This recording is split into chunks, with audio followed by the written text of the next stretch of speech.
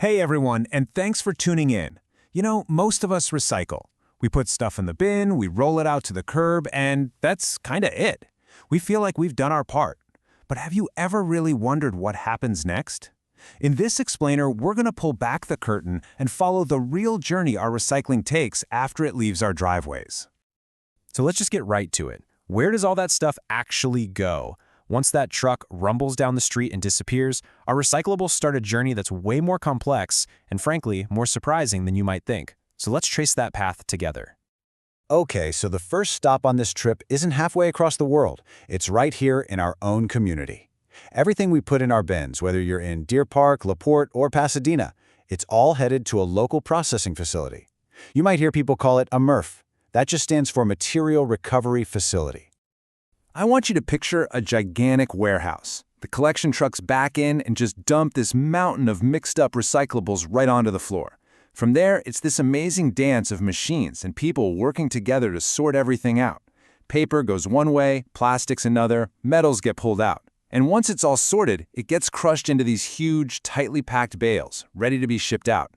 And this is so important because it really shows how local this whole thing starts. The success of recycling right here in our corner of Southeast Houston begins at these facilities. They're basically the gatekeepers for the whole system, making the first call on what can be saved and what, unfortunately, has to be thrown away.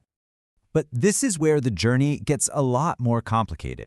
See, not everything we hope gets recycled actually makes it through. We're about to get into what the sources for this explainer call the stark realities of the recycling world. The whole system is up against two huge challenges that can honestly bring it to a grinding halt. The first one is something called contamination. That's basically just putting the wrong stuff in the bin. The second hurdle is all about economics, these constantly shifting global markets that decide if anyone even wants to buy the materials we've so carefully sorted. And that first one, contamination, really brings up a critical question for all of us. What are we doing, probably with the best of intentions, that's actually causing the problem? The answer, it turns out, is in our everyday habits.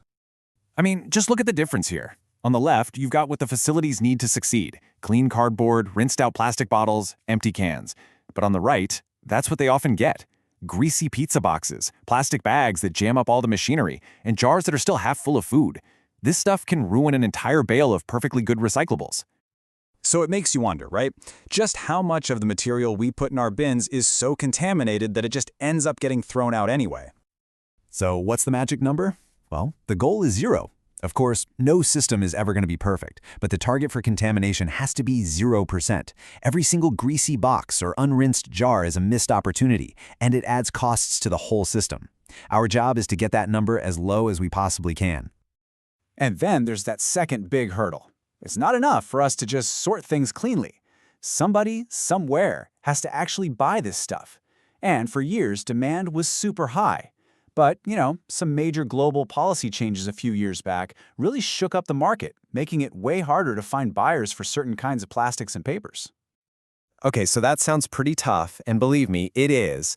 But this is not where the story ends, not by a long shot.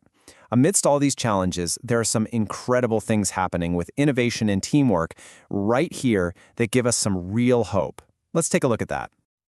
The way forward is really being built on two fronts. First, we've got some amazing cutting-edge technology that's making the sorting process smarter and way faster. And second, it all comes down to teamwork, building stronger local partnerships to make our system more robust and resilient. When we talk about these new technologies, what does that actually mean? Well, think about optical sorters that can use infrared light to tell the difference between different types of plastic in a split second, or AI-powered robots that can pick specific items off a super-fast conveyor belt with mind-blowing accuracy. This tech is a total game-changer for getting things sorted right. But look, technology by itself isn't the magic bullet. It's also about the people. It takes really strong collaborative partnerships between our local city governments, the waste management companies driving the trucks, and the processors sorting the materials to make this whole thing work in today's tough market. So all this technology and all this teamwork is fantastic, but it all brings us to the single most important part of the entire system. And that part is you. It's us. The whole process starts, and honestly it ends, with the choices we make right in our own kitchens. So how can we help? How can we be more mindful recyclers? Here are 4 simple but powerful rules to live by. First, keep it clean. A quick rinse of that jar or bottle makes a huge difference. Second, know what's actually accepted here locally. The rules can change, so it's good to check. Third, and this is a big one, never ever put your recyclables in a plastic bag. And finally, this one's tough, but it's crucial. When in doubt, throw it out. It is so much better to send one questionable item to the landfill than it is to contaminate a whole batch of good recyclables. And that really is the bottom line.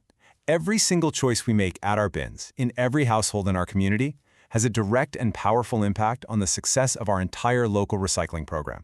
We're all in this together. So as we wrap up, I just want to leave you with this one question to think about. What's one small change you'll make at your curb this week? Because every little action really does help build a better, stronger recycling system for our communities in Deer Park, LaPorte, and Pasadena. If you found this explainer valuable, please consider supporting our work at thinkandactlocally.com/donate. And if you've got feedback, we'd love to hear it. Please send an email to david@thinkandactlocally.com. Thanks so much for joining us.